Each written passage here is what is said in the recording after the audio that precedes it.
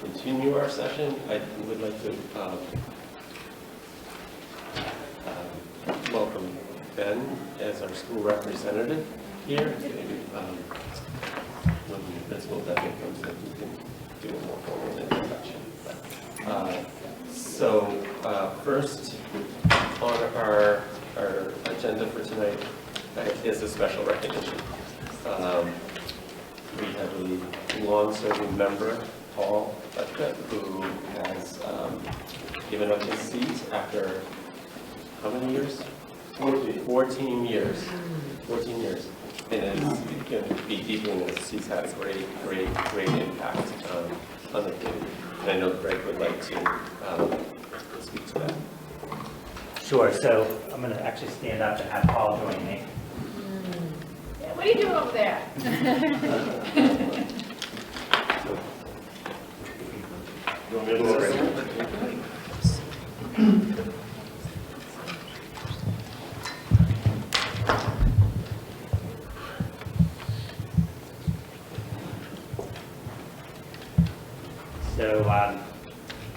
So I was very saddened to get the word that Paul was no longer going to be able to serve on the regional school committee.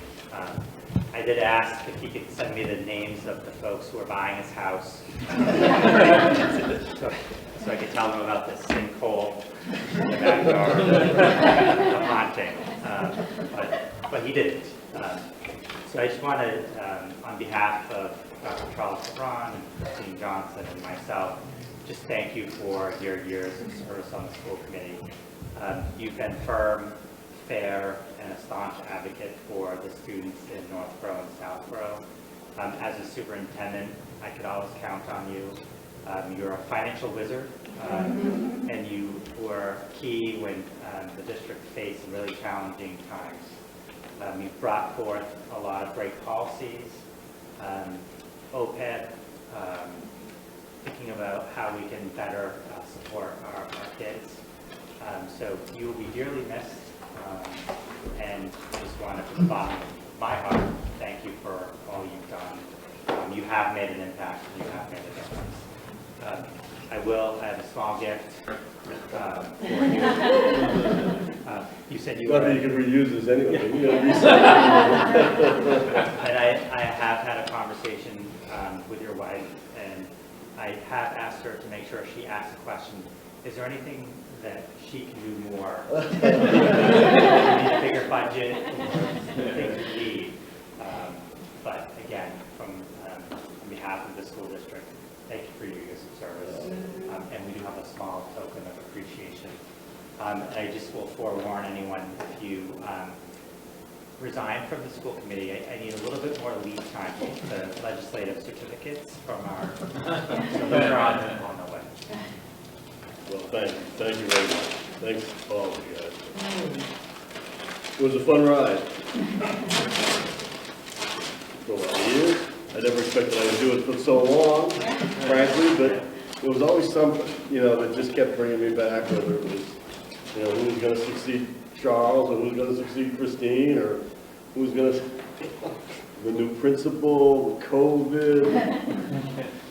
There were a few things, but it was always fun and interesting, and I enjoyed every single minute of it. Even when getting inundated with emails from people telling me how wrong I was and how I voted one thing or another. Look at this. This is very terrific.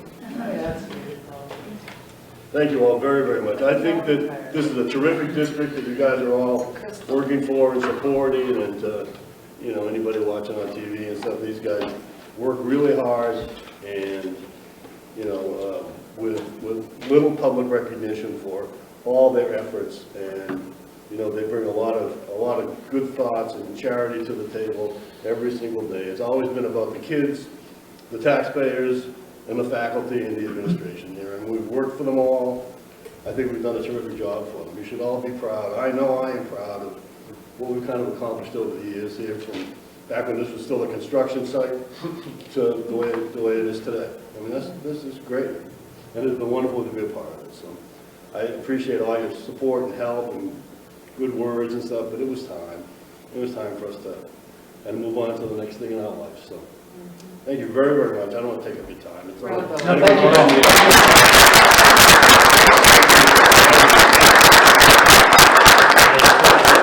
The bowl only is after 14 years. That's why you can put paper for year one. And I won't tell Paul what it would have been 15 years. It gets big then, So yeah. anyway, thank you, Paul. Okay, well, thank you all. Thank you all very, very much. Well done, Paul. Joe? Paul, you're not going to get out of this one before I say a couple words or 10 words. I just like to say that your wisdom, your financial expertise, always allowed me when you were speaking, you were recognized by the chair, was to sit back and listen.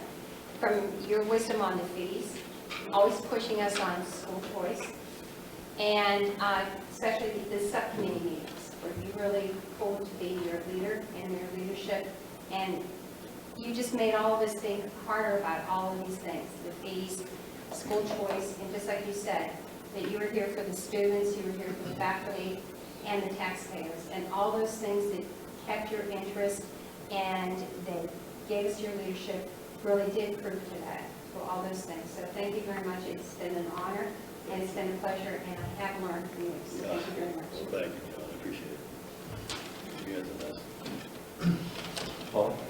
I would echo all of that, and I guess that's my biggest takeaways here, is I learned a lot from you, like Joan said, and all those, especially the subcommittee meetings, anything to do with financials was your territory, and I don't know, it's going to be hard to replace.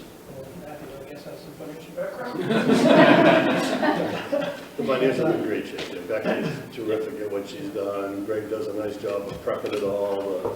The principals, the department heads do I think, a nice, strong job of coming in early and accurately with what they're looking for. Yeah, no, the budget's been fun. The collective bargaining has been fun. You got some contracts coming up.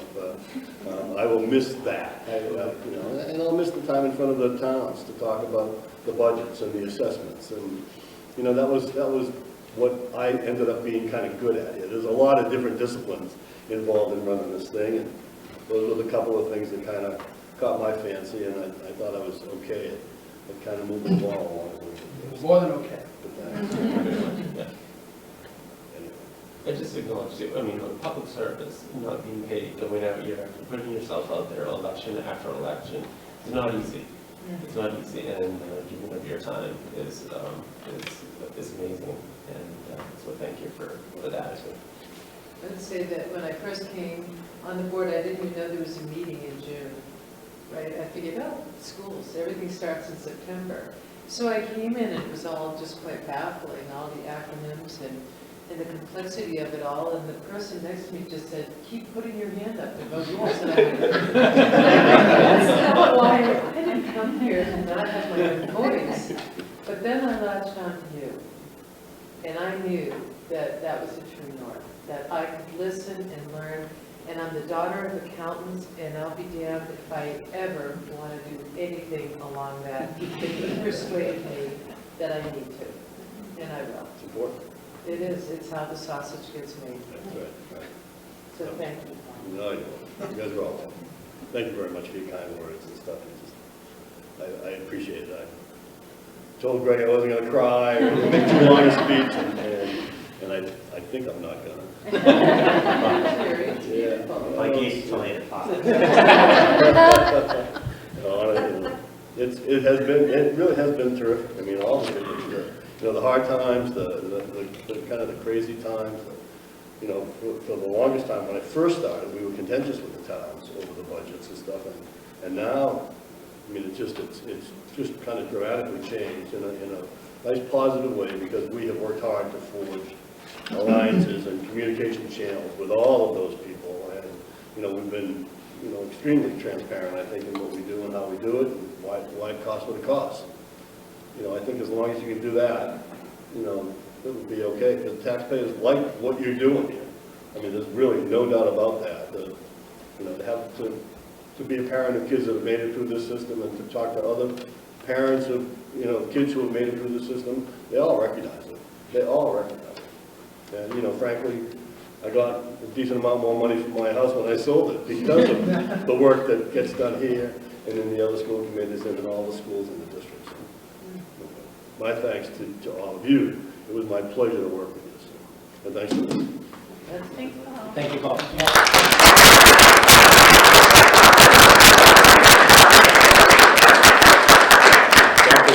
And you are more than welcome to stay. Yeah, and I got a date. But thank you all. Really, Thank you. Mario. Good luck.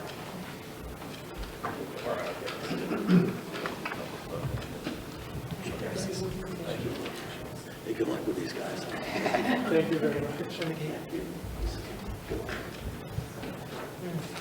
I'm going to do the same.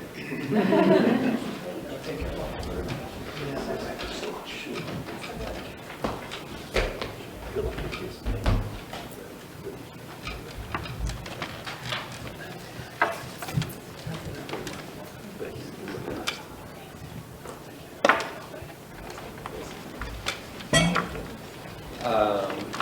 First, Mr. Bennett, would you like to formally introduce our... Sure, yeah, I think now's the perfect time. So it gives me great pleasure to introduce our student rep this year, and it's Ben Schanzer, who is a real wonderful leader and has led the student council really in exciting ways in the last 2 years specifically, generating lots of new energy and new ideas for the group.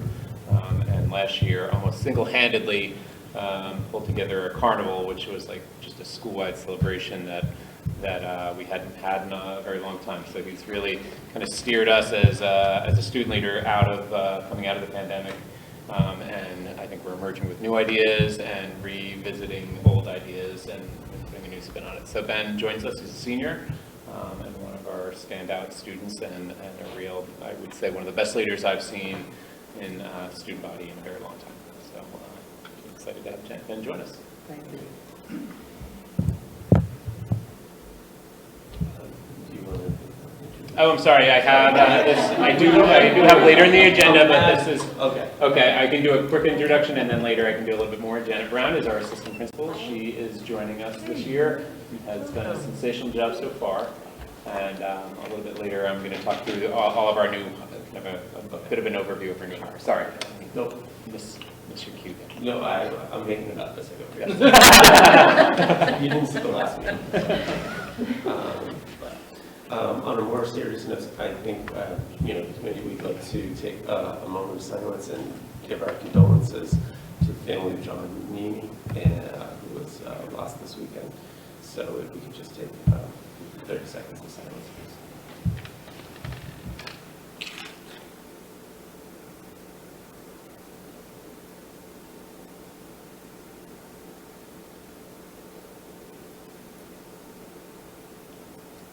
Thank you. To start our meeting, we start with public comment. Again, is there anyone in the audience or in the public? Seeing none, we'll go to our first order of business, action on minutes. Our open meeting minutes of June 15th, 2022. And the second one will retain, accept and retain, as we did last time. So is there a motion to accept the open meeting minutes of June 15th, 2022? So moved. Second. Any discussion? All in favor? Any abstentions? Unanimous. Motion to accept and retain the executive session minutes of May 18th, 2022. Karen, second. Paul. All in favor? Raise your hand. Any abstentions? Negative. That moves to educational policy. None at this time. New business. School reopening update. Sure. So on Wednesday, August 31st, we welcomed students back into our buildings. It was great to see our buildings come back to life after a very busy summer preparing for faculty and staff to return. The Monday and Tuesday of that week, we had Professional Development Day. And on Monday was the first time in several years where we were able to gather as 10 schools, 3 districts and 1 community of learners in the JFK auditorium. There was a lot of positive energy, and it was nice to see everyone gathered in one place.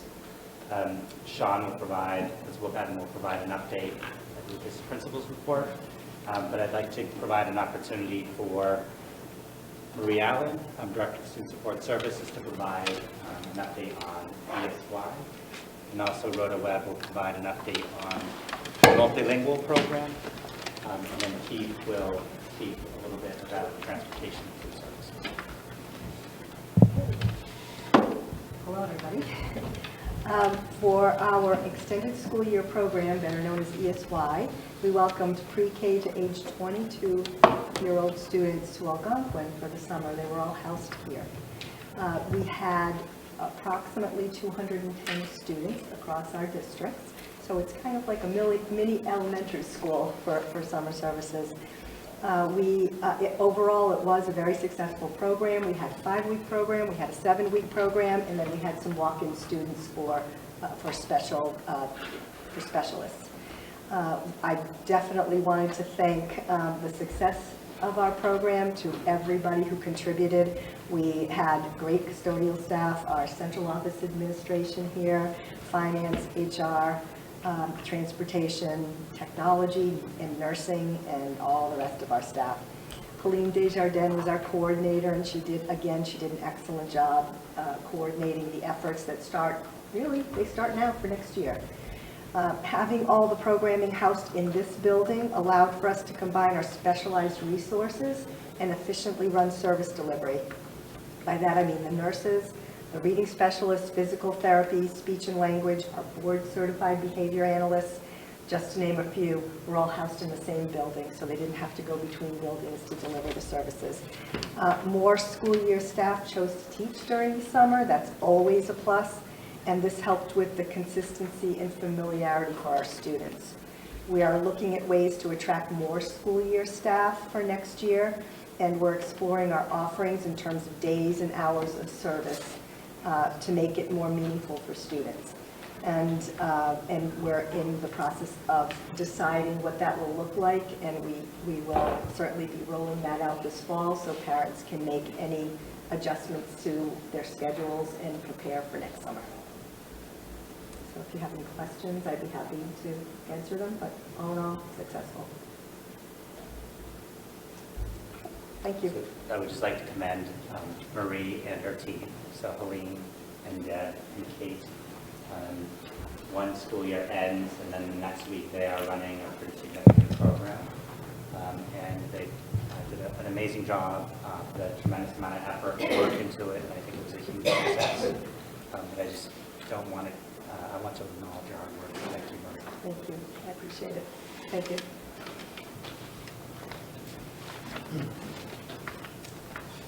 Good evening. So we had our program for multilingual learners this year. We made 2 changes. It was housed at Proctor School, so we have rising first graders up to high school in one location to build community. And these are usually students at the beginning levels, from level 1 to level 3 of English language proficiency.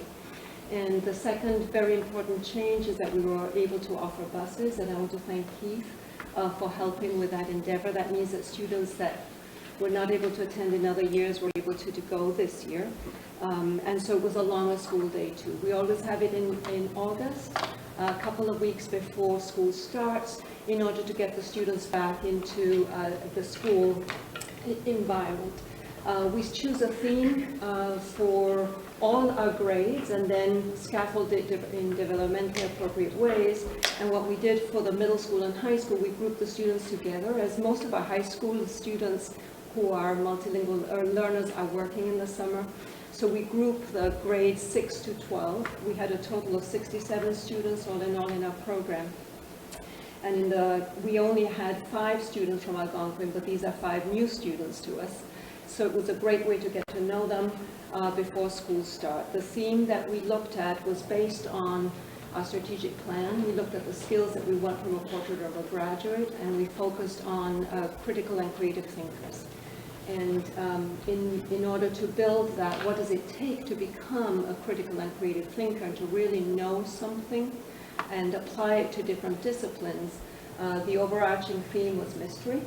And so the students went through different phases over the 2 weeks. One is a power observation of using senses, and then inference and critical thinking, and they applied this to math and science, did coding, did escape rooms, both digitally and physically at the end of the program. So the students were exposed to many different, the language of these disciplines, and kept the content, things that then they'll need to see here during the school year.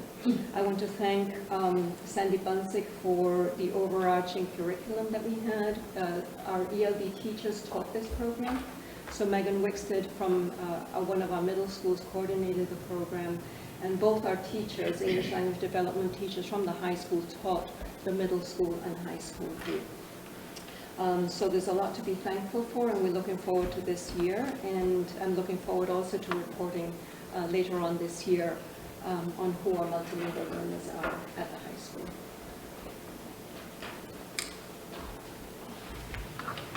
Any questions for Rhoda? Yeah, I did think, pursuant to our conversation regarding the makeup of the school, how many languages are presently being spoken at the high school? So that will be part of we're doing all intake at this I see. point, but we do have over 20 languages in our district. And so I'll be reporting on that accurately, which those languages are, since the whole month of September has to do with intake. That's more than I thought. That's really impressive, fun, scary. So Thank you. I'd just like to acknowledge Rhoda as well.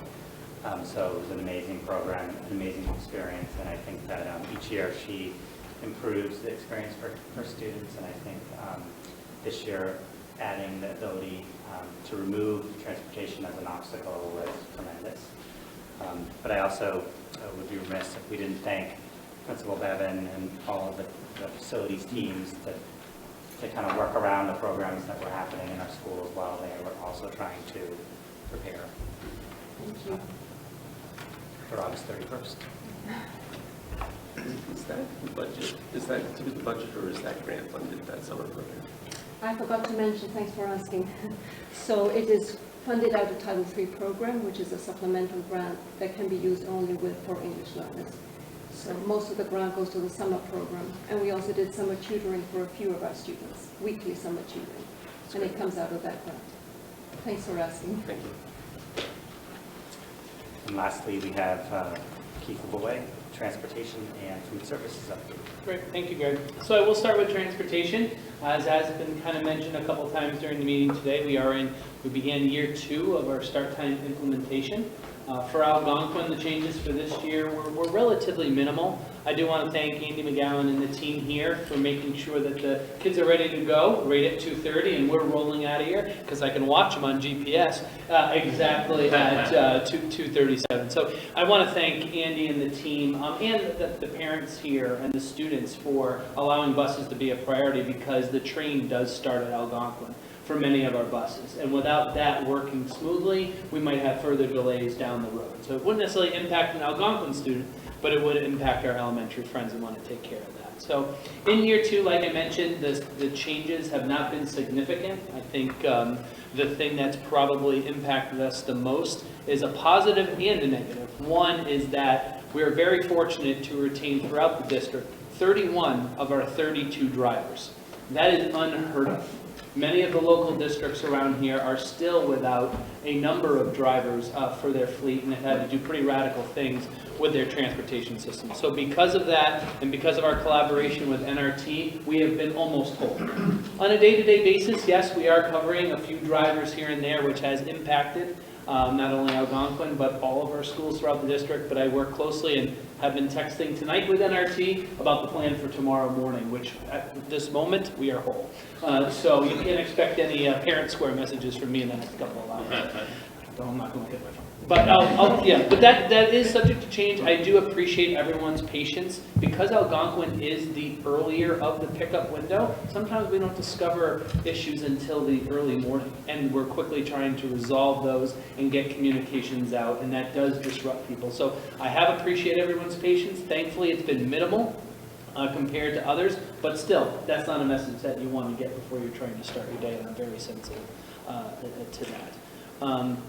Other than that, I think that collectively, transportation has gone better than expected, considering we're in year 2 of a pretty significant change, and we're looking forward to continuing the analysis of that.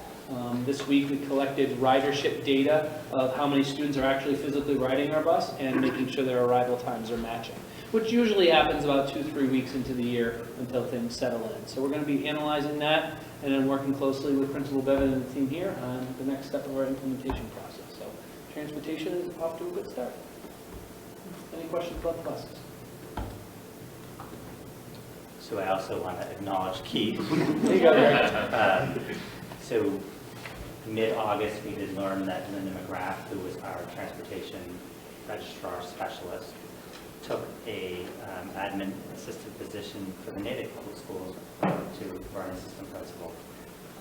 So she was a key player in making this operation run. As a result, Keith has had to develop a new skill set and has really taken on transportation across our 10 schools and has done an outstanding job in a very difficult situation, not having the capacity and the people who typically would do that. So the good news is we are close to hiring a person to take on that position, and Keith can go back to some of his other tasks that are equally as important.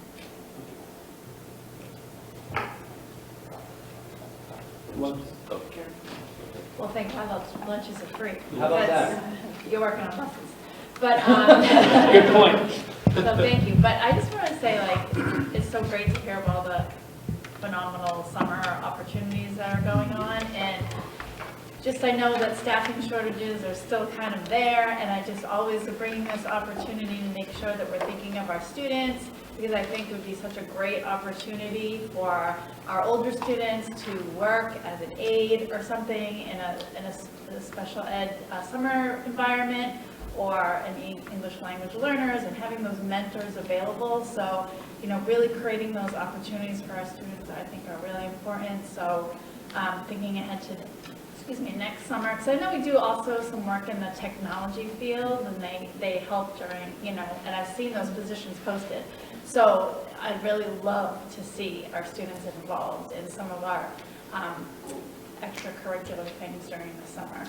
I think I could speak about a student that was immensely helpful this summer. Owen Jones is now a senior here, and he was instrumental in keeping us connected throughout the summer with the programming here. And I think Marie would agree that without his help, we would have been a little bit behind in parts. So, definitely trying to maximize those opportunities, I think we try to do. And if kids could get their CDL, it'd be great. We haven't gotten that far. Yeah. See, these are things that I would love to hear. I would love to hear about how our students are excelling and helping in these kinds of environments. I know Greg always gets to do the lauding, but I know that you stepped into that position as a principal at the end of last year, and I was on board when you were hired into a position that keeps morphing based on the need, and I marvel at your resilience and your adaptability and your good humor. So it's really a pleasure to hear all these things that you're doing, and I imagine there are times that you're like, kind of doing the headlights, but it's just a lot of grace, I see. Thank you. Thanks, Captain. Appreciate that. It's good to have the Swiss Army knife. You said that before. Central office and Swiss Army knife go hand in hand. A little bit of everything. Is free lunch, universal lunch? So as Karen mentioned, we were waiting with bated breath pretty much all summer until late July that the universal free lunches were going to continue for the 22-23 school year. I say that because it's set to expire at the end of the 22-23 school year. So we're very, very fortunate to have that in Massachusetts. Not all states have that luxury, and it has paid immediate dividends. Like Karen said, I'm not focusing on the collection of money. We were able to really focus on the meals that we're providing, and especially with the hardships of food shortages and supply chains and other factors of that. It certainly has been a thing. But Diane Cofer here at the high school and her team have done a great job of the transition. The biggest change actually that Algonquin was well prepared for was that we are accounting for every student that comes through and the meal that they take. So we do have an accountability that is greater than it was last year. We were able to take tally marks last year with the number of meals we gave out. We didn't do that at Algonquin, and that's paid off, so our transition here has been incredibly smooth. Diane also reported to me today that participation rates are equaling what they were at the max last year. This didn't take any time to kind of get into the groove. I think between her menu choices and the students' adaptability, we've gone right in, and our numbers are very high and very, it's a very positive thing to report on. So participation rates during the pandemic steadily grew, and last year we're maxing out beyond what Diane has ever done before here in the CAP. So that's continuing, and we're even in September and seeing the same rate. So I'm looking forward to reporting that as the year unfolds. But the universal free lunch, I can't say enough about it. It really does make a huge difference. It takes a huge barrier out of the way for all of our students, and it allows us to focus on what we should be focusing on, which is getting them nutritious meals. So again, I applaud Diane. She was thankful. She called me immediately when that news came out with an all cap text. So Diane is certainly a proponent of it, and she's benefited from it as well. So we're off to a good start. Is breakfast served here? Breakfast is served here, yes. We're able to provide that here at Vice School. Due to the later start time. One of the benefits.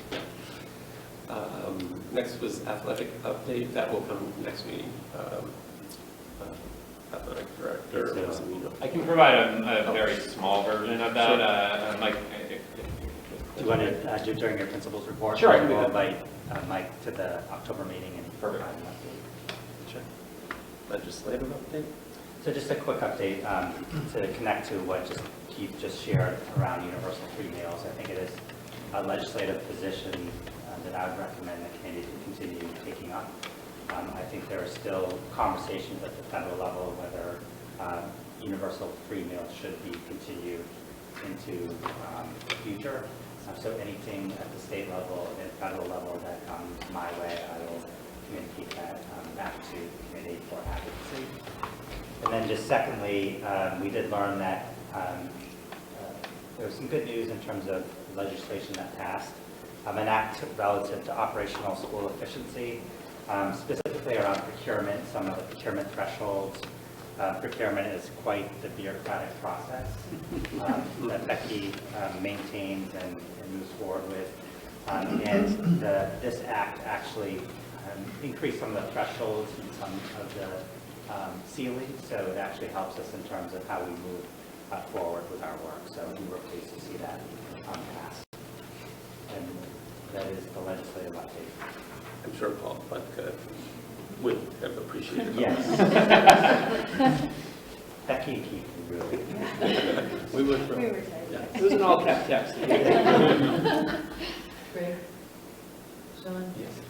What about the, it's a DOE initiative to increase the MCAS scores, right? So Yes, so graduation for ELA competency determination was voted.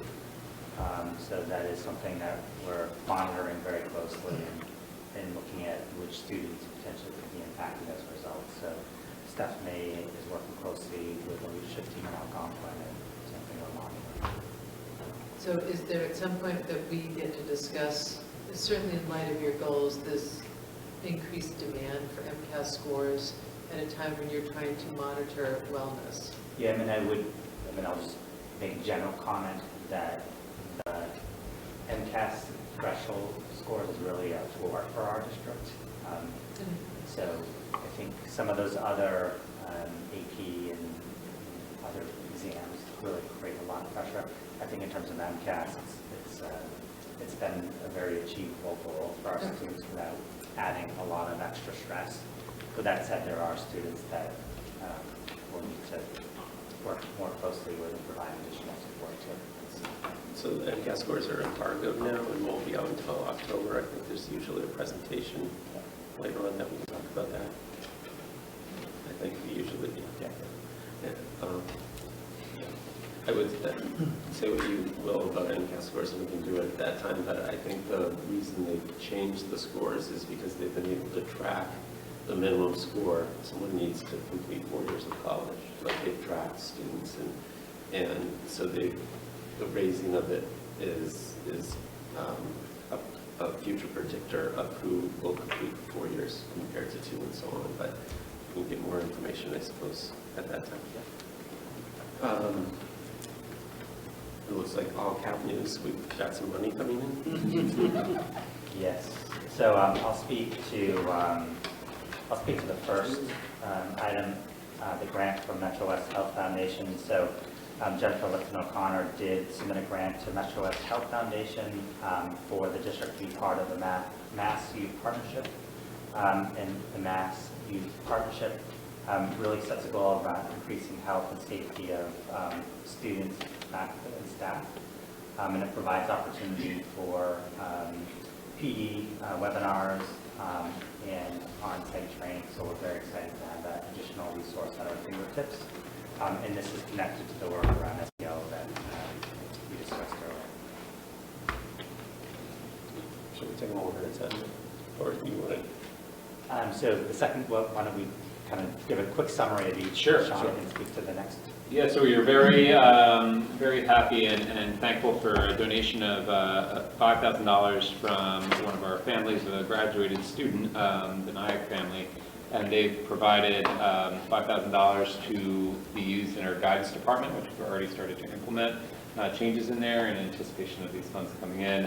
It will change the complexion of our CRC, which you may have seen if you came through that part of the building.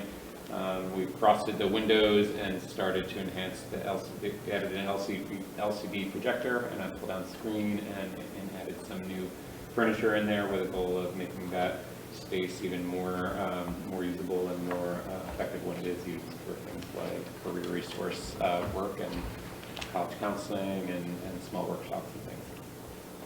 We're very thankful for that. And the last donation, Sean, you have a student who So I don't know very much. I have to apologize. I don't know that much about it. I think what you see on the pages is exactly what it is, a $100 donation to the lunch program from one of our students, which is very good. From a student?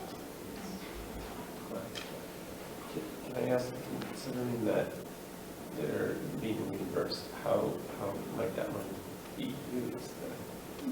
That's a good question. Sure.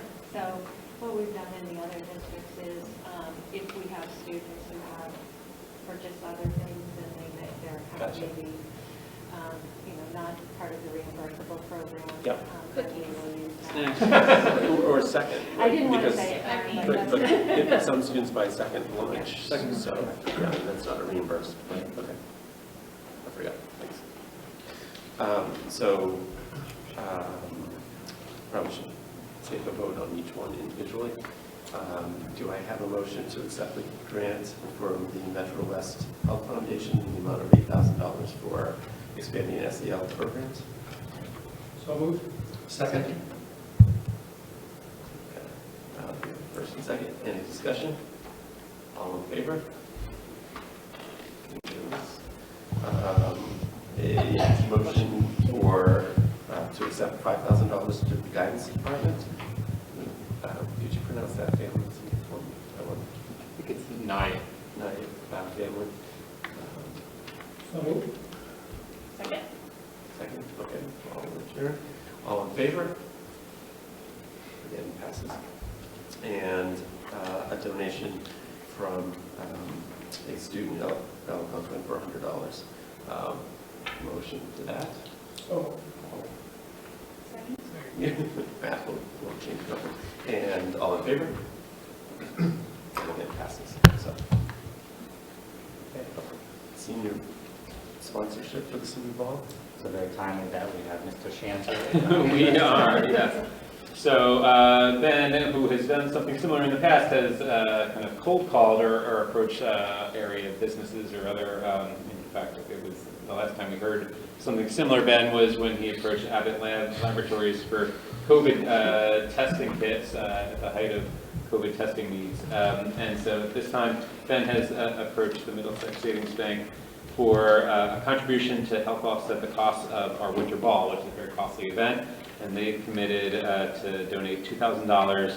And in his correspondence with them, they agreed that that we would name Middlesex Savings Bank as a sponsor. So what that would mean, it would be that the bank's logo would appear on all flyers, Instagram posts, and emails related to the event, and that would be something that's worth our discussion. Sure. Go ahead. I was saying, is that in line with our current policy? That's good. Any questions? Good job, Ed. I have to say, thanks, that's what you have to do. Yeah, it's the only thing that's making winter ball possible. I'm just doing some math tonight after getting feedback from nearly 650 students that filled out a survey, and the only way we're able to do it is with that cost offset. It's neglecting the need for us to sell an additional 200 tickets. So yeah. Will it bring the cost of the ticket down at all? It's going to keep the cost of the ticket around, right now we're shooting for $50 a student. We do offer free tickets or discounted tickets for students who need them. They just go through their guidance counselor, and then the guidance counselor will talk to Mr. Barry, who's the student council advisor, and that gets done in the background without any students, myself included, knowing who they're being delivered to. Okay, motion to accept $2,000 sponsorship by Middlesex Savings Bank. So moved. Second. Chris? Chris? All in favor? And unanimous passes. Well done, Ben. Thank you. Vacancies? Yes, so as we honor Paul this evening and thank him for his great work serving on the committee, his resignation does leave an open seat. So based on the regional agreement that was established in 1954, the open seat is an election that is conducted by the regional school committee. So we can advertise the position, and then the decision is based on the 4 remaining positions in Southborough. So Paul Keck, Keith, Matt Spencer, and Kathleen Fletchko would vote based on those who opted for it of interested candidates. They would serve through the remainder of this year, and then they would have to go through the election during an election cycle this spring. Is that advertised now or the day? So it's the will of the committee. If you want me to seek interested members or interested people in serving as that person, I can do that. Yes. And whatever candidates come forward, they come before the whole committee. Yes, so you'll interview the candidates, you'll look at their resumes, and then basically based on that information, you'll make a decision of who to move forward. The Southborough members Just will make Southborough, a decision. yeah. Yes. I think in the past, everyone participated. That's been past practice. Okay. I think everyone has asked questions of the candidates, but yeah, it's only Southborough, I believe, that takes the The votes. vote. I have a comment related to just the school committee positions in general, and I'm hoping that perhaps this could be a discussion for a later date, but it kind of goes along with this, that essentially the Southborough members are responsible for voting for the replacement Southborough candidate.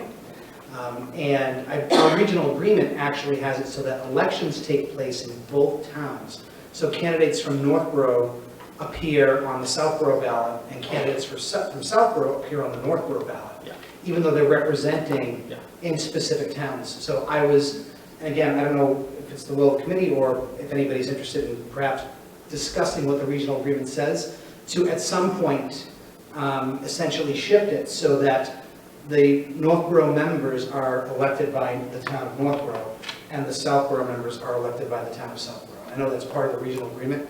I'm not sure if there's a state law that required when the regional agreement was put in place to have elections in both towns, or that was the choice of the committees at the time. But I think it might be worthwhile to explore a change in that portion of our regional agreement. Just for consideration related to vacancies. Questions, or how do we bring that forward to find out? So we can check the legal counsel first, and I think that, and then it's, we've done kind of a retrospective of our regional agreement, so we can take a look at that and have future conversations. It doesn't preclude the committee from having all 9 members vote for that candidate, but I would probably just recommend that Southborough be in favor of having a 9-member vote for the person for this particular situation. It is a unique thing. The town clerk told me it's never happened that the person in Southborough for Northborough, like the person who's won in Northborough has always gotten more votes in Southborough. And I said, what if it didn't? He goes, Right, and that's, right, that's. I think it's just also very confusing for the townspeople because they don't know who they are anyway. So it's really just. It seems unique. Yeah. That's all. It seems like a unique scenario that I think we should at least explore and have have an discussions. explanation. It's been since 1950. Well, exactly. You just said that, so I think I'd be in favor of something like that. Any other question on new business items? Seeing none, we'll move to the superintendent's report. Turn it over to Principal Bevan for is that present?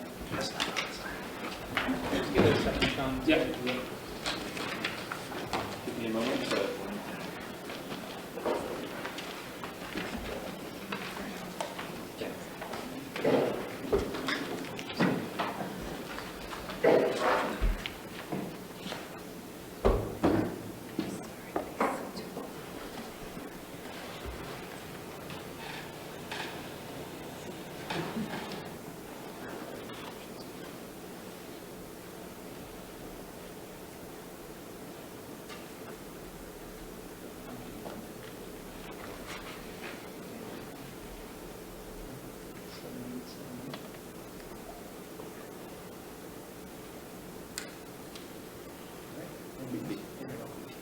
Keep standing. I will. Good luck.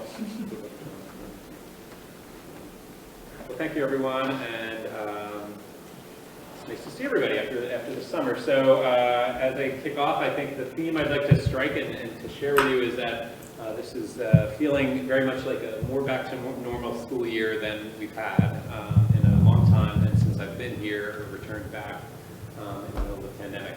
All the photographs here are photos from one day. It was the day leading up to open house night, and I specifically tried to grab like what school looked like that day. So I populated our images throughout my screencast to families to just give a sense as the goal of that evening is like what is a day in the life of an Algonquin student look like.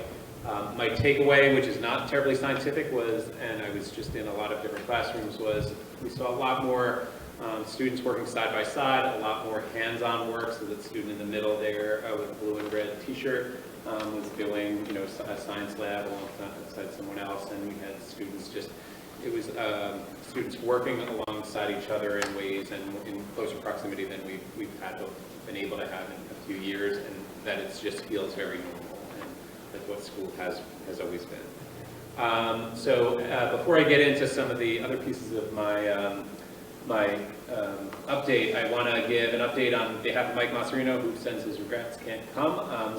And we're only about 3 weeks into the athletics year, so there's not actually a whole lot to report. So I'll give you just kind of a broad sense of the kickoff to the school athletics year. Our football players return a little bit earlier than all of our other players, as happens in every other town in the Commonwealth. They started on August 19th. All the other sports started a few days later. We're running 20 athletics teams here, and you can kind of get a sense for which ones have which different kind of levels of sub-varsity and varsity. And so it's been a really nice way to, there's nothing quite like Algonquin Regional High School when it's a nice sunny day and you can kind of go outside on our beautiful fields and just see all the, go from one game to another. It's a really exciting way to spend an afternoon. Just a few pieces of information of what athletics looks like here. This fall we have 398 athletes participating. That's roughly 32% of our student population. The largest team is our football team, which is typical. The largest tryout turnout is that we had 89 students come out for volleyball, and that's a very robust and exciting program that has 3 levels to it. And our Unified Athletics program, which continues to be one of the best, certainly in Central Massachusetts, if not the whole state, has 25 participants this season, and that's 7 more than we've had in last year. So that's just kind of an overview of what the athletic season looks like this year. Mike Mascherino will give a more in-depth view of things when we see him in October. By that time, we'll have another month of activity under our belt, and we'll be heading toward tournament season. Okay, and just to give you a bit of an overview, this is like the table of contents for my principal's report, and I will keep it brief as best I can. I'll first go over some of the reopening details and the areas that we're focusing on, both our short-term and our long-term areas of focus. I'm going to overview some key changes, including new staff, and talk a little bit about our bell schedule, which is new this year. We're building on previous year's work, and in there we're going to be talking a little bit about school safety and some minor enhancements that we've introduced to make our school a little bit safer. We're going to talk a little bit about the department schedule, which I think is in your packets, which doesn't require a great deal of review, but you can see what's upcoming for us this year. And then we'll finish with a little bit of pieces of how we've made it into the news lately.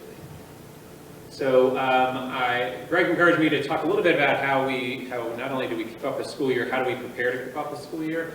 This year, and I don't know for ourselves, for our residents or others who have been there, we visited the Chestnut Hill Farm in Southborough, which is where we did our leadership retreat with my school-based leadership team, which is comprised primarily of our department heads, but also of all of our admin team and a few others.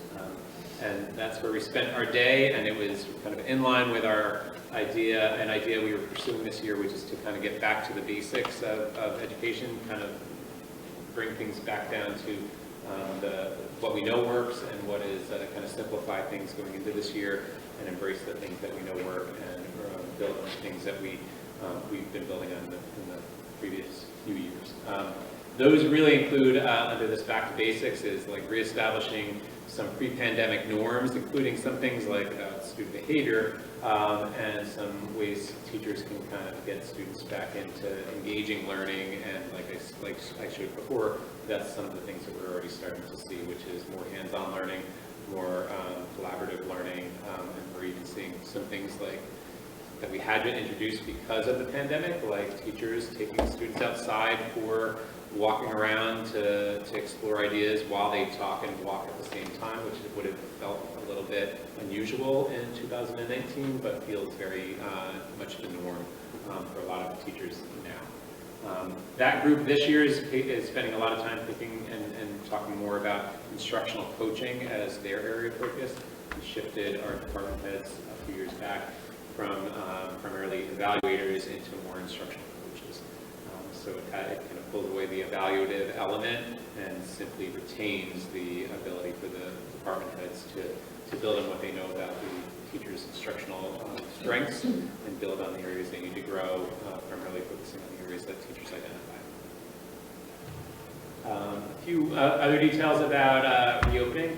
A phrase we've been using in the building a fair amount, and that I have been using a fair amount. I don't know if the kids in the lunchroom are talking about it a lot, but it would be that we're really focusing on asking students to be present, and that phrase is really designed to capture that we're encouraging students to maintain good attendance when they're well enough to do so. Of course, we're not rushing students back from illness, but the number one predictor of a student's success in school is whether or not they're in school in the first place. So students with strong attendance typically have strong school performance.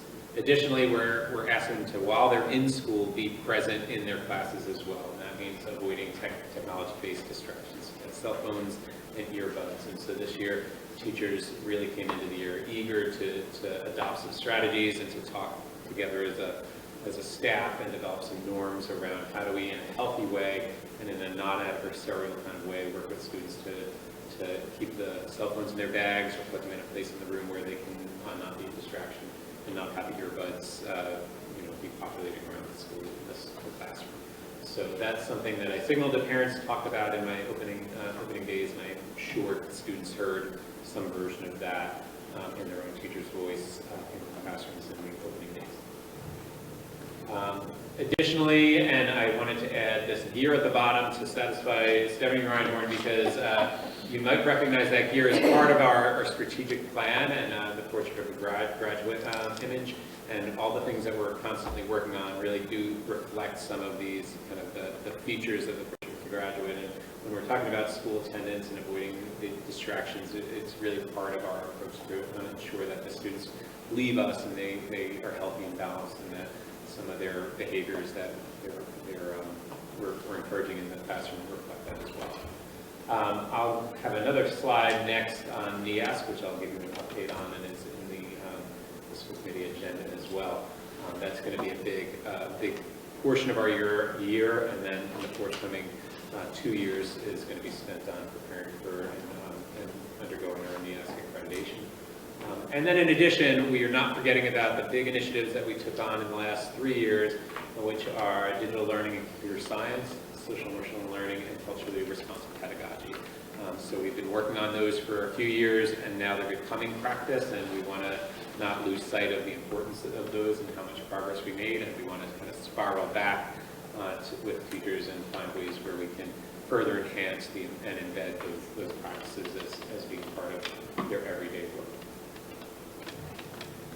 So just to give you an update on NEASC, NEASC, of course, and I'm sure everybody here is somewhat aware of NEASC.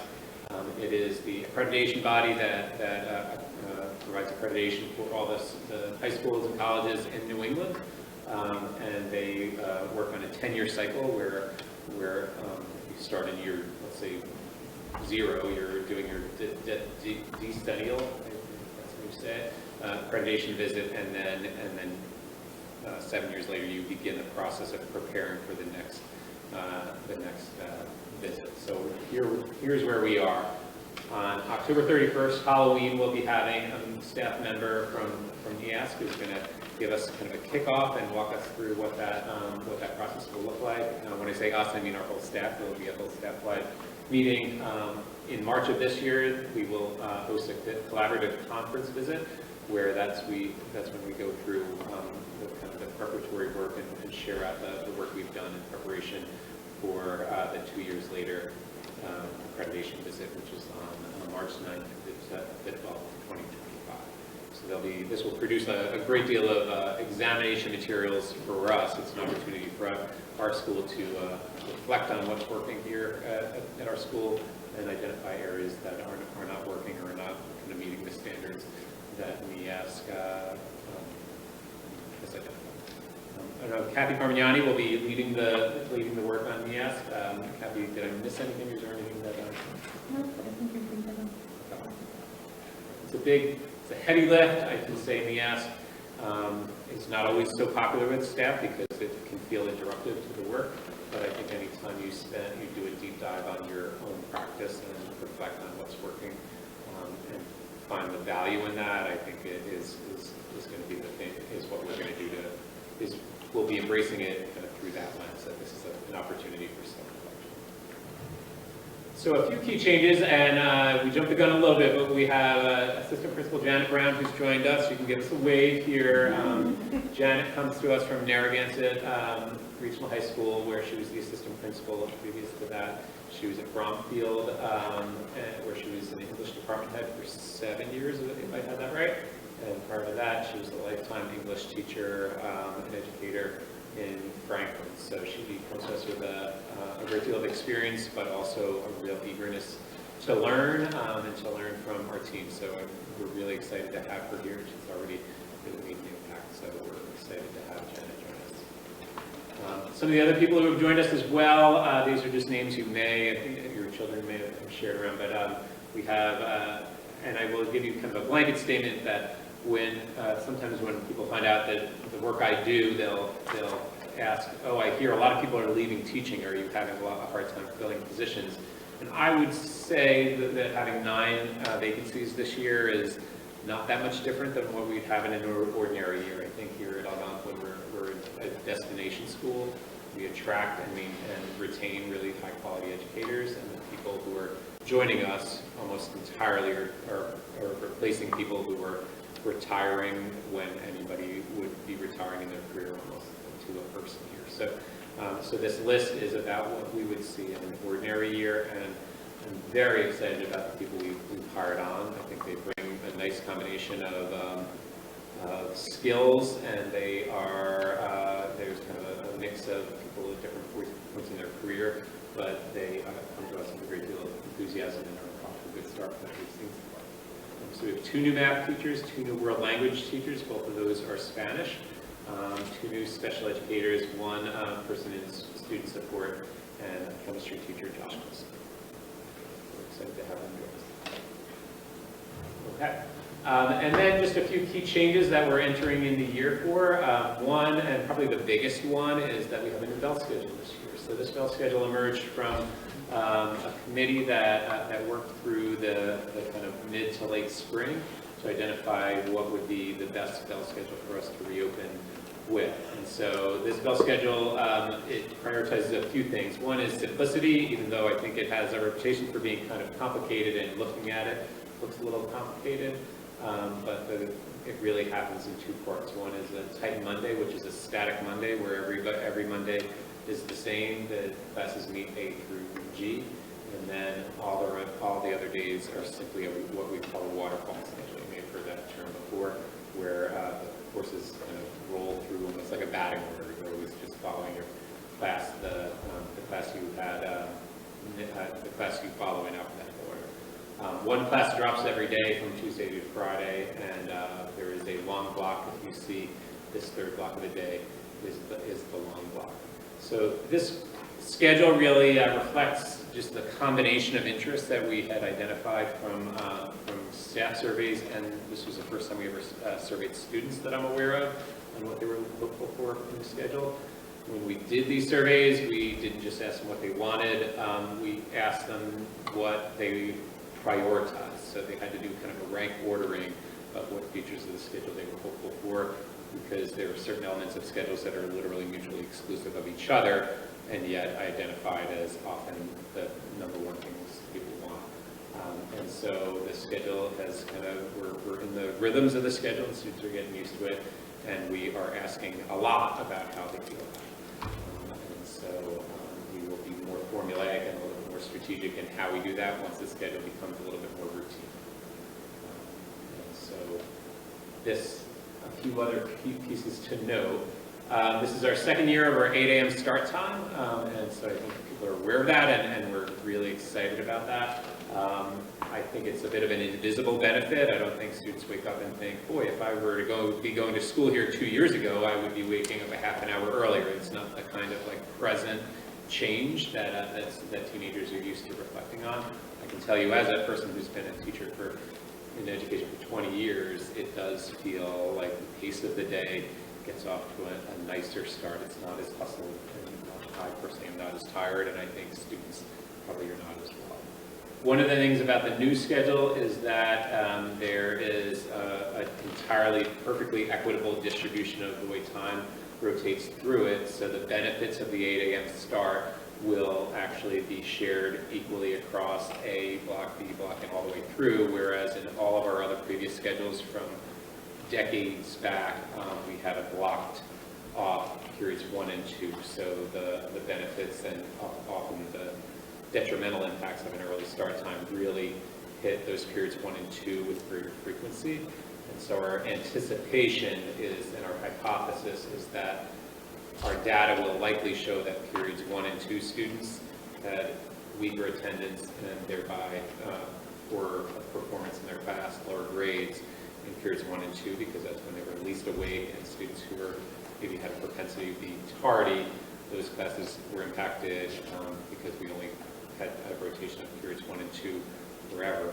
And now that those weaknesses or those detrimental impacts of those habits perhaps will be distributed across all 7 classes. So that's one thing we're keeping an eye on and seeing what it may look like. Another thing I suspect might happen in this spell schedule is that when we had periods 1 and 2 locked in and the other 5 periods rotating throughout the rest of the day, it kind of preferenced for seniors with senior privileges, they could arrive later, leave early when it happened early in the day or late in the day. So periods 1 and 2 were much more attractive to drop out of an elective, and period 7 was very attractive to drop out of an elective. So it created kind of an artificially induced reason to change your schedule around, and that just won't be a factor here. So we actually think it'll attract students to stay in electives because there's no benefit to leaving that elective and trading out for a different period. So we're going to be taking a lot of data on it, and we're going to be seeing how it goes. I asked Ben when we were sitting here, I check in with kids a lot, but I hadn't asked Ben yet. I'm happy to hear what Ben's thoughts are. Overall, it's really good. The rotation is really nice. It's much better than last year. First of all, the water falls in the right direction this year. Last year, the water fell upwards. It's not as complicated to follow as a student because, I always know that after math, I have history, and then history to English, and it doesn't really matter when in the day it's falling.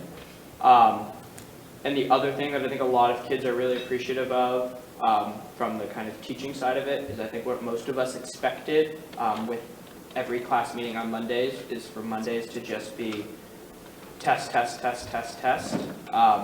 because teachers obviously like to give all their classes tests on the same day so that it's, and that's not happening. So I think that's really good. And the long block, the 75 minutes, compared to the long blocks we had my freshman year, are a lot more manageable because they're only 75 minutes, whereas they were closer to an hour and a half. So I think overall the perception of the student body is that it's very favorable towards the new schedule. Thank you, Ben. I didn't plant Ben here for that. I want to be clear, this is not a schedule this was a schedule that was developed by a committee, and I'm going to share the results of that work. I do think for teachers it's been a real challenge because for the first time ever, it is a schedule that lives outside of the Monday through Friday rotation, and that just requires more expansive unit planning. And we've done a great deal of effort to try and communicate and make sure that nobody is lost and not knowing where they need to be. I think that the communications that have worked, I think teachers, it's going to and will continue to take time for them to learn how to unit plan in this schedule. So in November at our staff meeting, our staff PD, we're going to be identifying some best practices. How is that unit planning? Where is it going successfully? Which teachers have found this rhythm to be helpful and work inside it, and which ones could learn from that. So that's something that is a major change, and we're looking at it closely. And then just a few school safety enhancements, and some of these are pretty visible, and some of them are moderately so. So our door security was enhanced. We went to all doors locked at all times. We had to relax some of that during COVID because we had to have just more movement out and students out in places outside the building to get the space from each other. And now when we came back to being all doors locked at all times, we weren't quite infrastructurally prepared to do that. Now students have the ability to use their student ID to get themselves into 3 different locations in the building where we have staff nearby but not required to buzz them in, which was really what we were having to do, and we just weren't staffed properly to do. So that we feel like has struck the balance of being able to remain totally secure, doors locked at all times, but also give students a level of independence when they come and go. Those we're able to, as you might imagine, change when doors are open to students according to whatever times suit us and are best for us. So that ability for students to let themselves into the building ends at 8 o'clock. It reopens at 2:30 to, I think, 3:15, so that athletes can come back into the building, and then it shuts back off. So it's been a good system. Kathy Parmiani's done a very nice job working with our tech team, and Mike Corman, who's done a very nice job of adding these new systems in kind of short order over the summer. And so that's something that we're excited about. Our tech team added increased web monitoring on the back end, very kind of quietly. So, and with that, one of the reasons why that makes us a little bit more safe is it produces for us and lets us know when students are doing are conducting themselves or making searches that might be alarming to us that we might not otherwise be aware of. And then you might have noticed we have updated signage around the building, including signs on the bottom corner of each door that says "Do not prop this door." So there's I think a culture in this building of propping doors and kind of making the building a little bit more accessible than it really needs to be in the year 2022. And then unrelated to school safety, but communications, we made some improvements to how we communicate, and really this is an initiative that Superintendent Martineau, along with Julie Doyle, has undertaken, and we've gotten really good feedback on. So one is Parent Square is our school-to-home communications platform, and I bring that up because it really reflects our commitment to the equity of opportunity, because it has enhancements that you might not be aware of. Again, they're invisible, but Parent Square will deliver my emails to families in their home language that we've identified through the back end from what we have on record as their home language, without them having to do anything more. So it really reduces that barrier for them to receive my communications and know what's happening in the school. And then our website as well, I can show you what this looks like. This is our front page of our website, and now our website, if you go up to the top right, it's above where you can't see here, there's a translation bar that allows you to just in real time translate our page, and this is what our web page looks like in Portuguese. And so any family that wants to stay up on school news or know what's happening in the school, again, we're reducing barriers for our community to become, to stay on top of what's happening in their child's school without asking them to do something different or feel like they are in something different. And then here we have our department presentation schedule. I put last year's on there just so you can kind of see where we were. I put next year's tentative schedule on there so you can kind of see where we're going, but we're really on a two-year cycle here. And so in October, we're going to hear from Amy Collins from the Fine and Performing Arts, and then you see the rest of these departments. And then last two things I wanted to share. We were in the news because we were in the Boston Magazine rankings on the list of the best public schools, public high schools in Greater Boston. To be frank, I think the variables and the algorithm they use, and even the geographic area they consider when they make these lists, sometimes changes, and it's beyond our control. It is nice to see where we land. We were ranked 26th this year. I will note Westwood High School, where I came from, which I adore, was number 28. I shot off a text to some friends about that ranking. And then some other area high schools, you can see where they landed, and there's some really outstanding schools near to us and worth noting. The factors that they list, and of course it's an algorithm that they don't share, do preference some things that we know we do well and that our data really supports, make our school a really wonderful place to come every day. That's class size, the student-teacher ratio, and test scores, SAT scores, and then also in the news, I think everybody is aware that our unified athletics and our unified program, which is not just athletics, in fact, it really expands beyond athletics, has been recognized for being a Special Olympics Unified Champions School, and one of just 12 Massachusetts schools to be recognized for being a national banner school. So really, it's one of the crown jewels of our schools, of our school, and I was aware of it when I left here.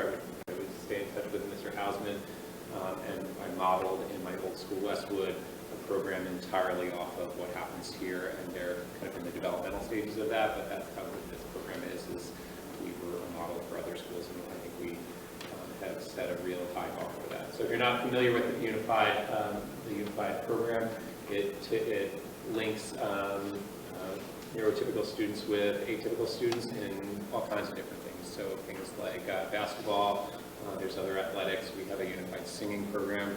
We have a unified DECA program. So it's really kind of an exciting feature of our school environment. And I want to make sure that the adults who really drive the program get a little bit of attention here. Mrs. Gygax oversees our color guard. Lori Diamond, who's a parent, does a sensational job of the Unified Singing Club. You may have heard them singing before. Wonderful, inclusive Becca is Ms. Geigetz, who's one of our instructional assistants. Unified Basketball is overseen by Mr. Silva and Ms. Geigetz.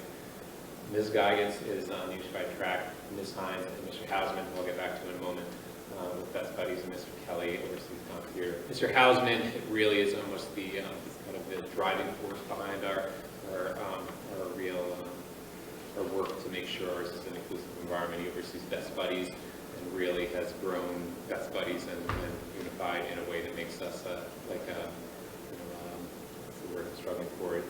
We're the exemplar for other schools to follow.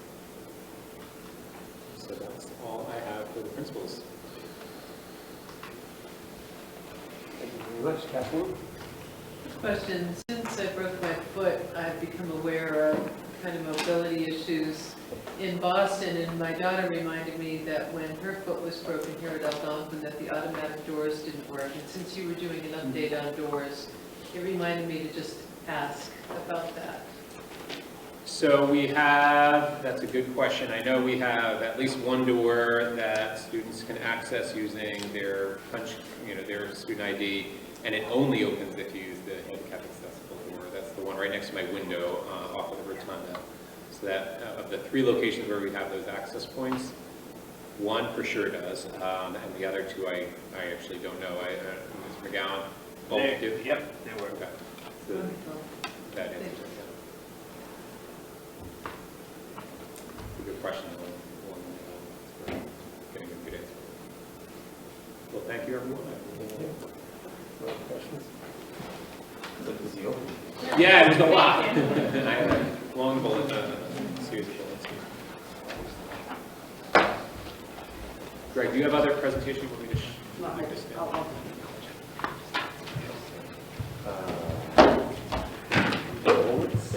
So in your packet is the enrollment report as of September 12th, 2022. So we welcomed 1,203 students on August 31st. Our NESDEC projection was 12,009, so we were 6 off. But our actual enrollment, that we just a straight line moving forward, we were expecting 1,178. So we have 25 more students than we actually thought we were this June. So, good news story. So obviously October 1 enrollments are essential as we begin the budget process, as they impact our assessments in each of our communities. So we're looking forward to October 1st and having that data for the budget process. And so it looks like that's roughly 70 less than last year. Just correct, and that was the we have a projected decline over the next several years. Yeah. But I will share that the decline is not as steep as we had. Okay. But Becky, finally. Yeah, so Becky will review the final FY22 expenditure report, the FY22 statement of revenue, and then continue with the FY23 monthly general fund expenditure report, statement of revenue, and then revised assessments. And then I'll come back to the record of school-based Medicaid claims for the quarter ending March 31st, unless Becky would like to take that.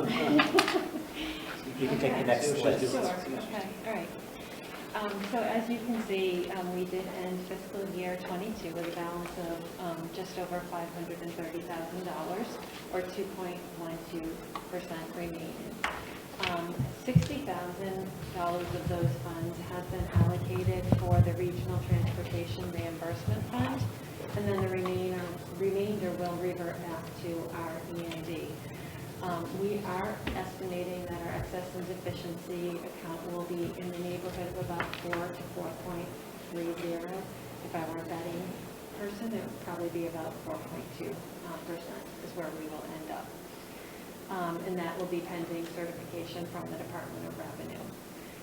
The areas with budget overages were really those areas that we had been watching all year, and that was the teacher substitute line, some of our building maintenance lines, our electricity, and then also our special education transportation line. Also included is the final budget presentation, and you can see the year-to-date column of $277,082 is what the final expenses were paid for FY22. So as we review the FY22 revenue report, you'll notice that revenues received total about $266,000. So we were slightly over what the actual revenues that were received in fiscal year 22. As I've explained previously, our athletic budget is based on the projections of athletic revenues. And last year we did start off the year very strong with our gate receipts, and then unfortunately we had the winter COVID surge, which put a damper on those. So we started off strong, and I guess we ended kind of with a fizzle. So the athletic revolving account, though, did begin FY22 with a balance of just under $80,000. So after absorbing the difference between the revenues and the receipts, and the expenses, we did end the year with a balance of $69,635. Any questions on the athletic and the monthly general fund report?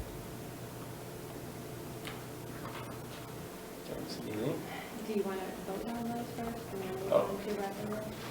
Of course. Okay. Actually, I have a question. Okay. It has to do with the athletic uniform budget, which is about $8,200, it looks like, every year. And I think this year, and I've just been, my curiosity has just peaked as, like, so I guess it was $8,200, and last year looks like we spent about $6,350.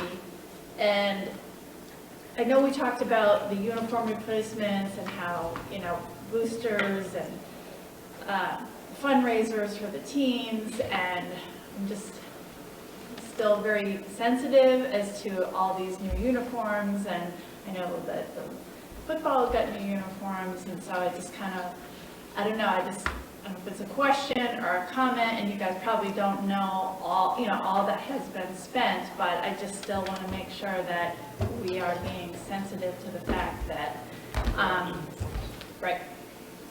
A lot of uniforms to be replaced, yeah. Right. So I think when Mike presents in October, we can have that, he can present the cycle. Okay, that would be great. And also what uniforms have been replaced this summer. That would Do you be have a really sense great of- information to sense of have, what because it's I know that we see all these new things, and we just don't know what the cycle is, so that'd be great.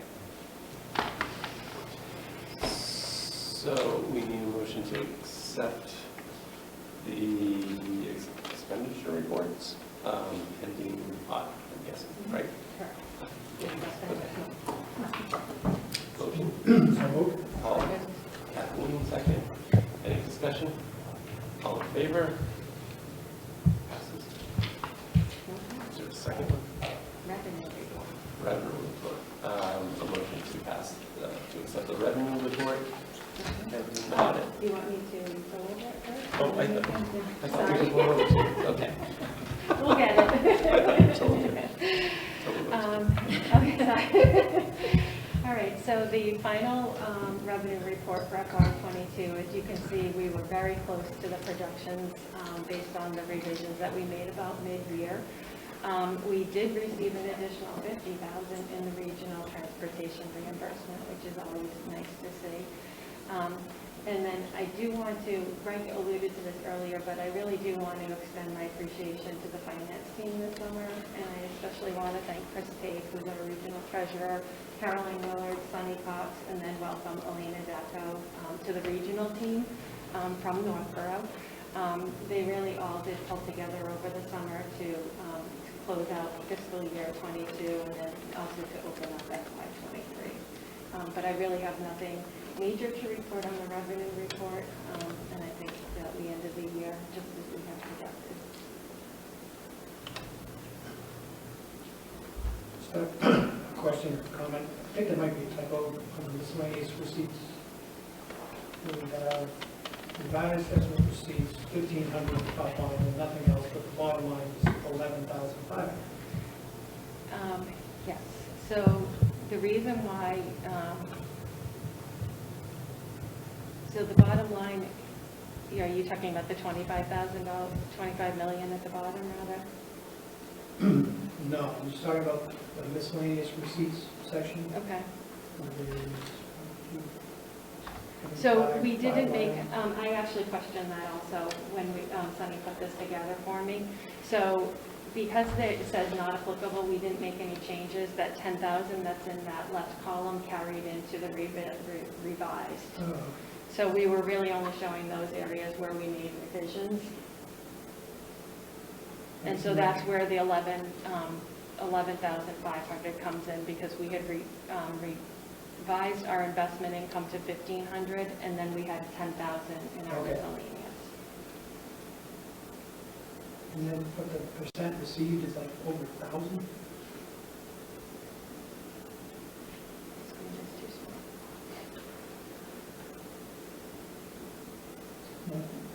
1028. Because, yeah, because we actually received 118. So that was So the Medicaid the Medicaid reimbursement is where it is. Thank you. All right, thank you. Yeah. Any other questions?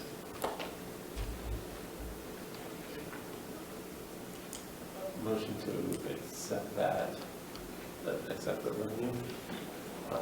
It is that until audit. So moved.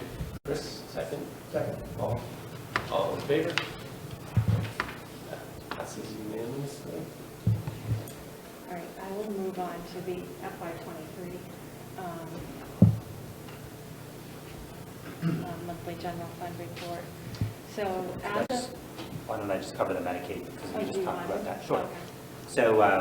So behind the scenes, our student support services department works very hard to collect Medicaid reimbursements. I just wanted to make sure that the committee was aware of that work that the department does. It does generate revenue for our district. So if you look in the statement of revenue, again, the $71,000 that was collected, that is a result of work that our student support services department does, as well as the $28,068. So I just wanted to point that out to the committee and just acknowledge the student support services department for that effort. It's a lot of bureaucracy, but also a lot of funding that comes back to our district. In the community of Northbrook, K-8 and Southbrook, K-8 that goes back to the town, but since we're a regional district, we actually are the beneficiaries of it. No action needed there. So actually, just information. So, FY23. Okay, all right. So as of August 31st, we did have just under $900,000 on the bottom line, or 3.49%. Last year at this time, we had 1.9 million, or 7.81. So the finance team again has done a great job at looking at our encumbrances and making sure that things are entered into the system. One area of note that I do want to point out is the special education tuition line out. All of the tuition expenses have been encumbered under the operational budget, and since this report has been created, we have worked with student support services to move some of those tuitions onto the circuit breaker funds that we received in FY22. So that line will come down in the report that you'll see in October. But again, we do continue to monitor the budget and to encumber additional expenses that we are anticipating for FY23. I'll just add a comment that Becky and the finance team is also looking to June for those expenses such as energy costs that we know are going to escalate over the next several months. And we do feel those are currently under budgeted, and we are encumbering more funds as a result, so that when we get to June, we can accommodate for the change in costs. And then it's just one area that we're paying close attention to. So we need to go to this one? Okay.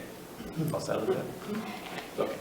So, a motion to accept the statement of revenue as of this time until audited. All, second? Kathleen, all in favor? Great. Passes unanimously. Okay, and then the revenue report. Yep. Okay. So in August, we did receive the September 1st assessment from the town of Northborough. Also, I really wanted to point out our Chapter 70 funds. If you'll notice, that number looks a little higher than what we normally receive. The amount that we should have received in July was $273,960, but instead we received $1,064,041. And this was due to an error on the part of the Department of Revenue. We were not the only entity that was impacted by this error. But what they have advised us is that we will retain those funds, and then they will adjust our remaining 8 payments to account for that overpayment that did occur. So it was a bit of a surprise to us that why we had all this money, but I guess it's better to go that way than the other way. The other thing that I did want to let you know about is that we have kept the circuit breaker estimate right now the same as last year's because we have not received that final number. So once we do receive that from Jesse, we will be adjusting that number as well for FY23.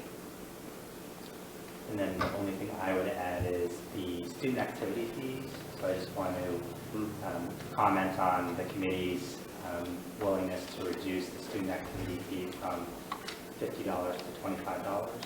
And that is reflected in this estimated receipts. And again, the plan is a 2-year plan, so as we move through the budget process, the goal is to eliminate the student activity fee altogether. So I just want to highlight that we did implement that reduction of fee, and I just want to note that to the community. Any questions of revenues? Just for clarification, the last vote was for the expenditure report, correct?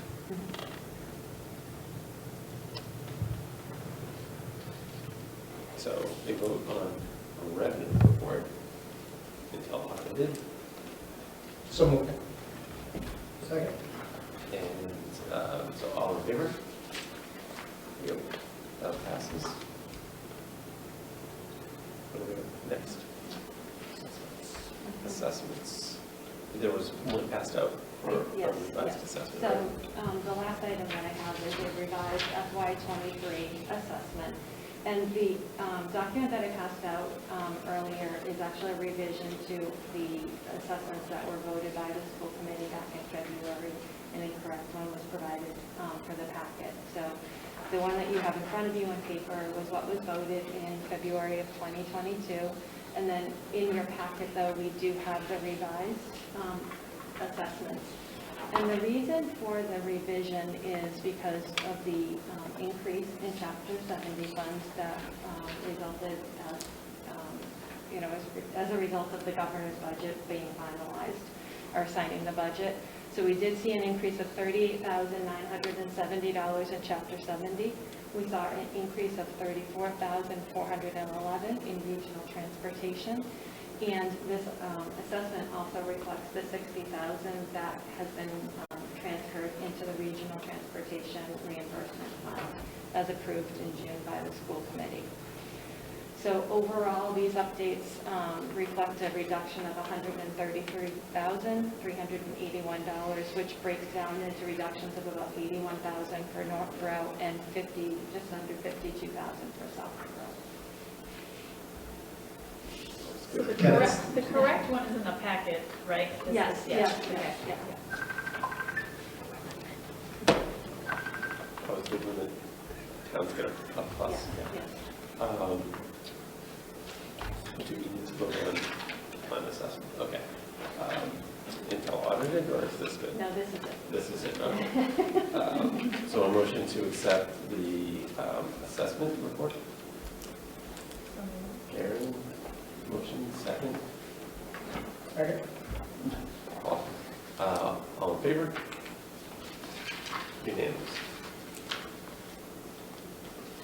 That brings us to budget priorities. So in your packet is the budget priority document. So what I did was I moved the FY23 budget priorities forward just for discussion purposes. A few years ago, the committee came together and aligned budget priorities to the strategic plan.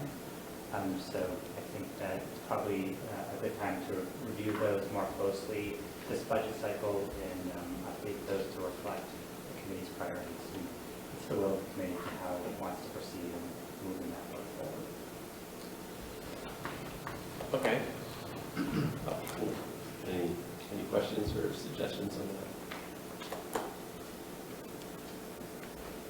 You can usually take a look and digest it Yeah. and come back next month or something. Okay. All right, so we'll look at it again next month. Great.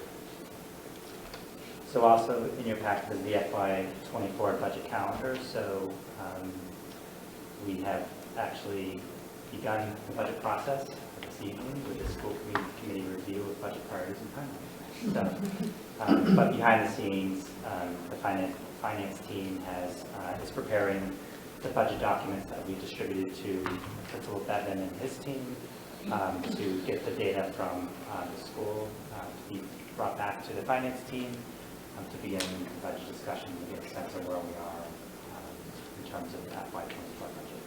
So the process has begun.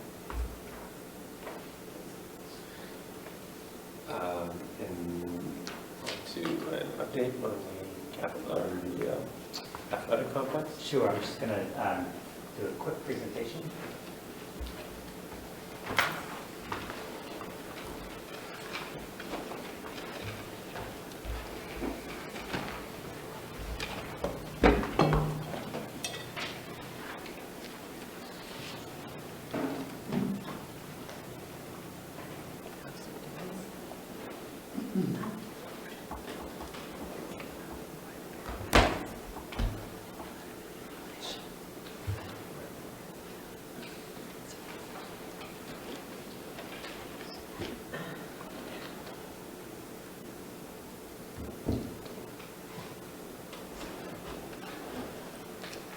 So since our June meeting, a lot of work has taken place in terms of moving the athletic complex project plan forward. We created a working group, a committee, to be tasked with moving this work forward. We have great representation from the school, from the towns. We have excellent expertise in terms of finance and project management. And I'm very excited about this team moving forward. We've met several times and we've organized into 3 working groups. We have a project planning working group, a public relations working group, and also a financial working group. And each working group is tasked with specific tasks around moving this work forward. So I just want to provide kind of an overview of our proposed timeline and speak to some of the work that's happening behind the scenes. So although our work began in April of 2022, we've had a busy summer in terms of moving the work forward. I would share that some of the work behind the scenes that's really important to note is that we have continued our partnership with Gale Associates. And Gale Associates really is taking the schematic design and really moving that to the next phase. So they are engaged in engineering and design, permitting, and they'll actually provide the final design documents for us. And also lastly, they will help us organize the bid and award services. So that work is happening behind the scenes. The goal is to have that work ready for an affirmative approval from both of the towns to move this project forward. That means that we would be ready upon approval from the towns to be able to start the project at its earliest in May. And our thinking is maybe in mid-June, but that is conversations we're having as a committee. So just a little bit about our timeline. So September and October, really the work is organizing, creating marketing plans, understanding the financial impact, having conversations with key folks in the communities, and then being prepared to present to the capital planning, advisory boards, select boards, the community preservation committee, in preparation of governance. Also, in November, December, making sure we're drafting the warrant articles, and then really moving the PR campaign forward, getting out, having public forums, hearing and from the community, and sharing information about our plans. Again, we're moving toward the spring town meetings, hopefully gaining support from both towns to move this project forward. So that is our timeline. And then just in terms of where we are in terms of design. So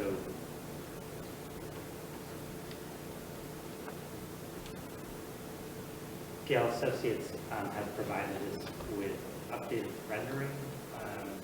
So again, the overall project is replacing current grass field with a turf field, updating the track, adding new bleachers that are ADA accessible, adding a practice field, upgrading the lighting, and then enhancements and upgrading of the tennis courts. I will note that our athletic complex is really the end of life. The track was installed in 1994, and the stadium is original to 1994 as well as the lights. And we really maximized its use over the past 2 decades, but it is time to invest in a new field, a new track, and new lights that are safe, that are ADA compliant, and also similar to our tennis courts. Our tennis courts are end of life.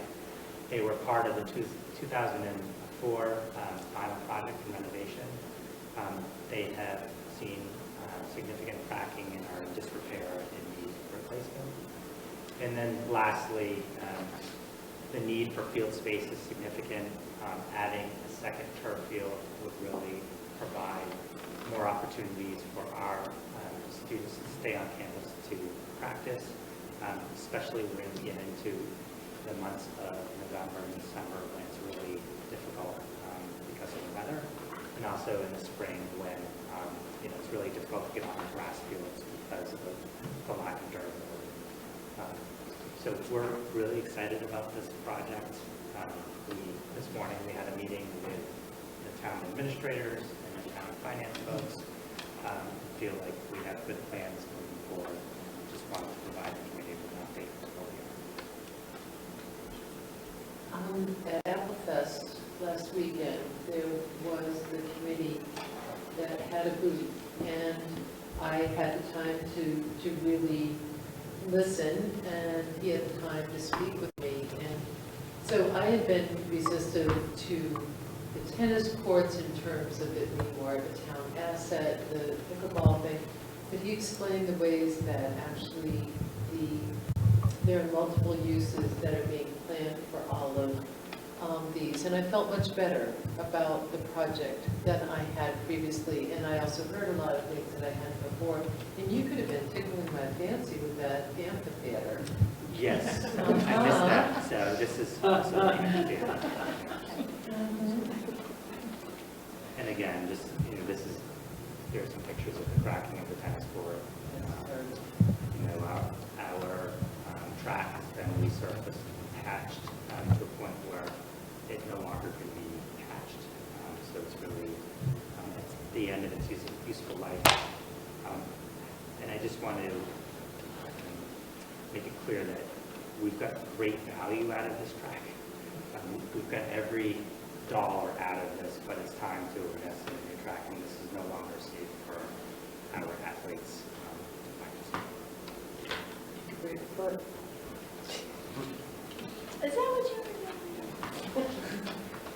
So good progress with a great committee working on this, and I think the committee will be out and about seeking input and feedback and actually informing the community of why this project is right. Can you get community preservation funds? Yes, so we did apply both in Southborough and Northborough for CPC. Oh, okay. So those applications have been submitted, and we're asking for 33% of each of the community's portion Great. of this project. So those applications have been submitted. And meeting with the town administrators was supportive. Yeah, I mean, I think it's context, so where does it fit in? This is not something they are hearing about for the first time. So as we move through the budget process the next several months, it's where does this fit in? How does it impact the overall project plan? So that was a discussion we had today. I think there is an understanding that there's a need, and it's really letting the budget process play out to see what it is. And Paul, I guess, was it in attendance? Support? Thank you, summarized. Thank you.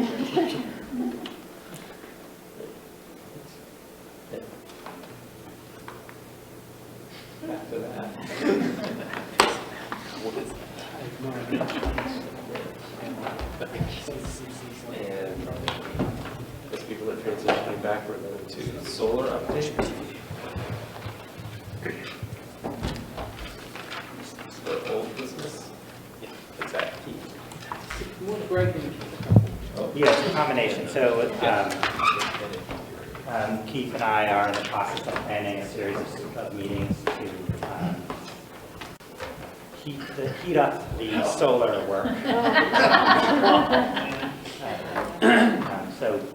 In the next week or so, we will be convening the solar committee and again continuing the work that we started last year, looking at all ways we can capture our energy. Algonquin Regional High School does have a solar array on the roof, which is actually impacting positively the overall budget and energy expenditure, and we're looking at other ways we can expand that array and other opportunities. So more information will be shared in the future. Keith, did I miss it? You did not. I don't think it says subcommunity liaison and assignments. Is that? Yeah. Do we have any? I don't think- Okay. Sorry, it's really small. My battery died. Okay. Sorry. I don't know if we need to assign them. No, I guess, I think update if anybody needs to change anything. I know Matt, you had a request, so you can take that subcommittee. Oh yeah, Matt needs to get on some of these. You wanted to be on the budgeting? Budget. Yeah. I think we see Paul Budka just scratch that. Yeah. That's essentially it, yeah. So the one that I would just point out is the collective bargaining subcommittee of the fall, that's really important. October 29th is the first session, so if someone is interested in that, let Sean know. We already have a meeting scheduled. So.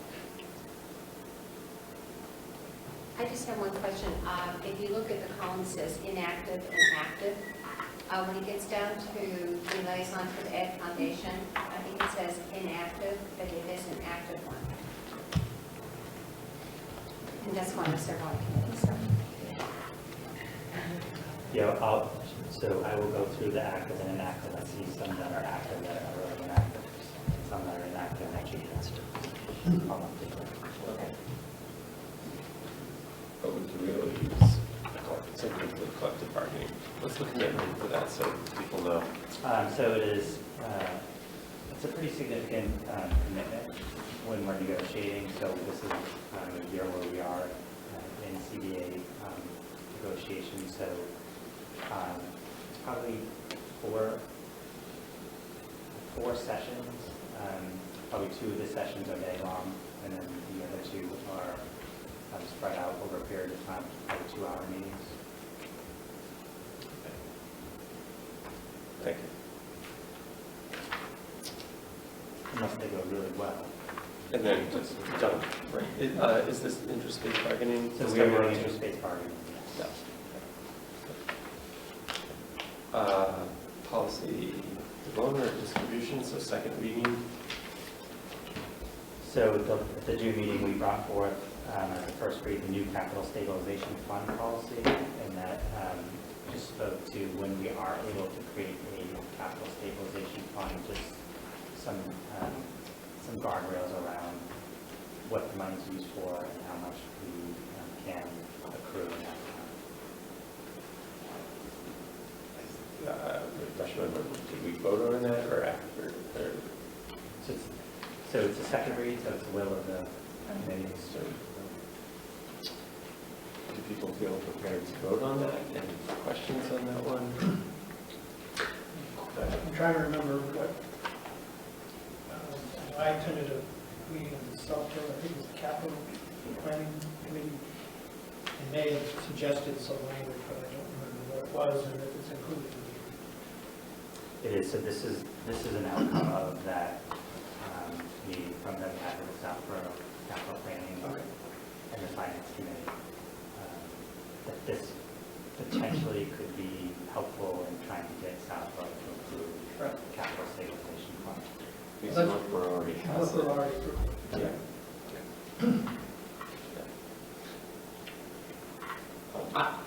No, I would make a motion to adopt the new capital stabilization fund policy, D160. Second. Joe with the second. So any discussion? Seeing none, all in favor? Unanimous, so that passes. Let's see what I need to do next time, Mark, vote when we pre-read, okay. And then two other policies are to be distributed. This is to the second time of public comment. Again, anyone in the public move into public. And once, twice. Okay. Personnel policy, that was done for real. Yes, so in your report is the personnel report as of September 21st. To Principal Bevan's earlier remarks, we were very fortunate. We welcomed many outstanding new employees, including Janet, and we did not have a lot of folks in need. And if they did leave, it was because they were retiring. And also just a comment that many of our employees choose to stay for a long time. It's a destination because it's such a great place. And I will also share that because of our collective bargaining agreement is very competitive with surrounding communities, it helps retain and recruit outstanding faculty. It is getting more competitive. That's something to watch. Communications. So in your packet is the informational update back to school newsletter, and just want to thank Cheryl Lepre. We were using Constant Contact, so a change to Parent Square required a whole new template design, and Cheryl worked over the summer to do that, and I think she did an outstanding job, so just want to acknowledge her. Great. Could we please include NSMA as a parent community Absolutely. organization in the Yes. back? Thank you. This Friday.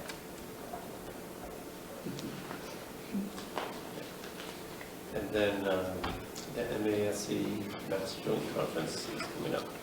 Yeah, so it's not too late to register if you're interested in attending. So the information is in your packet. If you would like to attend, please reach out to Cheryl Lepre and let her know to prepare registration. And we do not have any of our Northborough members who can attend, and I am not sure about Southborough at this point. This is the first time they've probably met in person in a couple of years. Yes. Yeah, yeah. A lot of good, there are a lot of good breakout sessions. There are very pertinent topics. I can attend Wednesday and Thursday. I'm not sure. So approval of bills, that's all done electronically. Agenda items for next month. Merit scholars, that's excellent. And then presentation schedule, we'll discuss that. And so a separate start time update for next month. Let's hold off on that. Yeah, I think it would be wise. I think we won't have enough data and then have the start time, and then maybe I'll schedule might produce a little bit more data. Maybe November might be a little bit better chance. Are there other topics that committee would like an update on next week? You did mention the athletic update. Yeah. Yeah.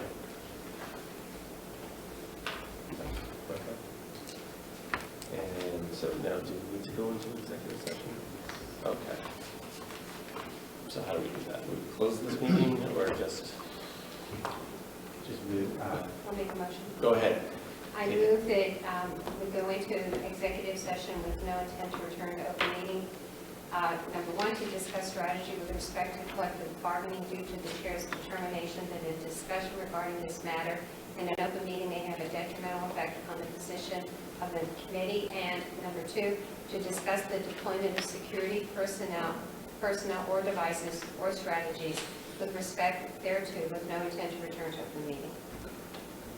A second. Second. Moved by Paul, all in favor? Roll call. Roll call. Roll call. Roll call. Yes. Joe, Kathleen, Yes. Matt, Yes. Paul. Yes. Chris. Yes. Karen. Sean, yes. And it